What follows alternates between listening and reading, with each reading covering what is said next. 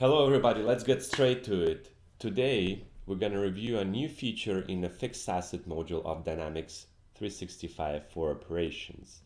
There have been some articles written about this functionality, but unfortunately they didn't go into the level of details that are required for functional consultants, and this is what we intend to do in this video. All these articles actually are referring to a text that was published at the roadmap.dynamics.com, which is a great resource if you are looking for new features or the features that are in development by Microsoft and or the previously released features. All those can be sorted out by the applications as well as the functional area right up here.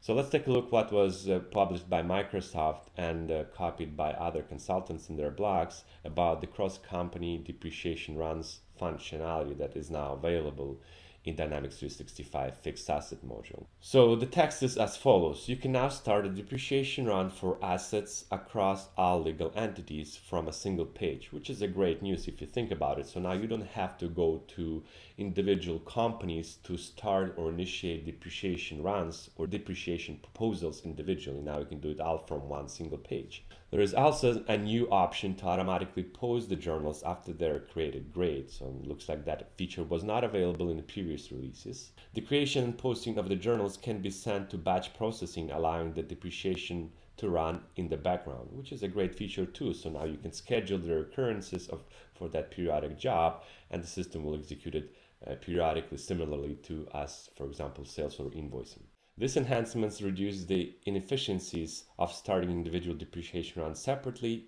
in each company, as well as better centralized management for your fixed assets. Very generic statements, and let's take a look of how this functionality actually looks like.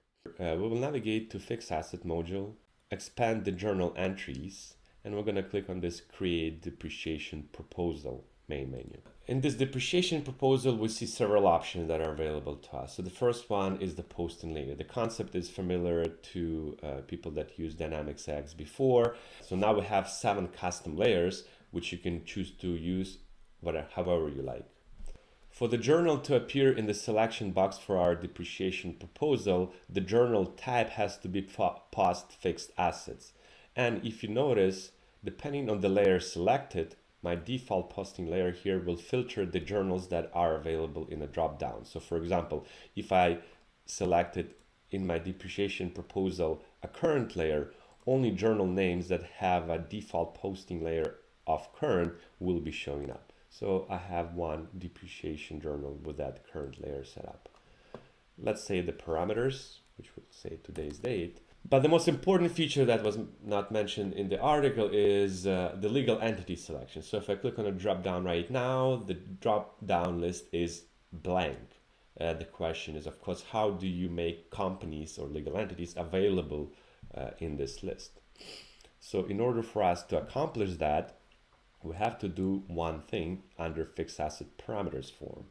So you can notice right now I'm in USPI process industry company.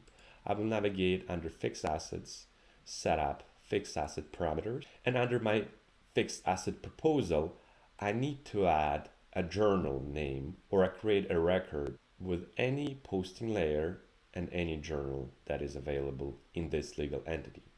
So once I'm in the fixed asset parameters form, I will add a new record under fixed asset proposal section right up here. I will keep my posting layer as current, and I will pick a default journal name that is set up to be available for that layer. In this case, it's FACUR.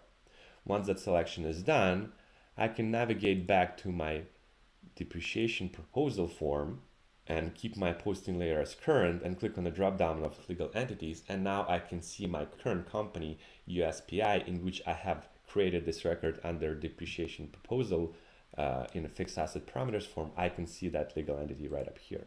Similarly, if I navigate now to USMF legal entity and do a similar procedure under their fixed asset parameters, and you can see that in this legal entity, USMF, I have 2 journal names that have been set up to be available with a current posting layer for my fixed assets. So I can select even a different journal right up here. So you remember that in my USPI legal entity, the journal name was as FACUR, and in my USMF legal entity, my journal name will be FA current.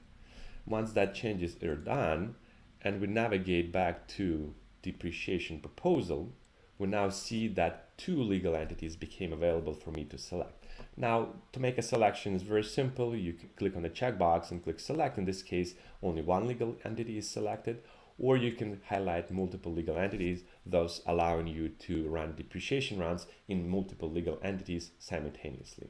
Now you can see that legal entities are separated by semicolon, which is very similar to address purpose for the in a global address book. So once we do that and we populate the date, the other thing that Microsoft had mentioned is now you have an option to either just create a journal by keeping this selection to no, or create and post your depreciation journals at the same time. So by enabling this, switching that option to yes. And the last piece that Microsoft touched on is now you can schedule this depreciation proposal to run in the background as a batch job. So for us to activate that, we need to make sure that the batch processing is set to yes, and then we could click on recurrence, where we can define the recurrence, how often this job will get executed. It may have no end date, it can have an end date, it can stop after a certain number of repeats, and you can define the recurrence pattern in the minutes, hours, days, weeks, months, years, etc. So very typical functionality for the batch job setup. Once you define all your parameters, you of course can further limit the fixed asset that will be exposed to that job by defining your filters under records to include. In this case, we would keep it wide open, so any asset that is due to be depreciated will be included in any of those two legal entities right now. And once I click on the create journal, you will see a note here saying the depreciation proposal job is now added to the batch queue, and we can monitor the batch queue execution by navigating to batch jobs inquiry screen. In this case, I will just search for it, shortcut. So under system administration inquiries, there's a main menu called batch jobs that shows you all the list of jobs either pending, waiting, or ended that were ever run in this system. And I will just click on the job description and will filter on the jobs that contain word depreciation. I will just make a shortcut right up here, and I will see that my job has been ended, and I have several jobs that have been executed just today, December 8th. But it's again very similar to any typical batch job control. So from here, you will be able to navigate here either to view the error logs. You can define the alerts that will be generated once that job is executed. You can change the recurrence, and you can also look at the batch job history list that shows you all the runs of that specific batch job. All right, guys, so with that, I would like to conclude. Again, great functionality for the cross-company depreciation rounds, now available in Dynamics 365 for operations. I will again encourage you to visit the Microsoft Dynamics 365 roadmap website. It is roadmap.dynamics.com. That's where you can see either the new features that are still in development, and previously released features by application and functional area, straight from the source, straight from Microsoft. Until the next time, have a good one.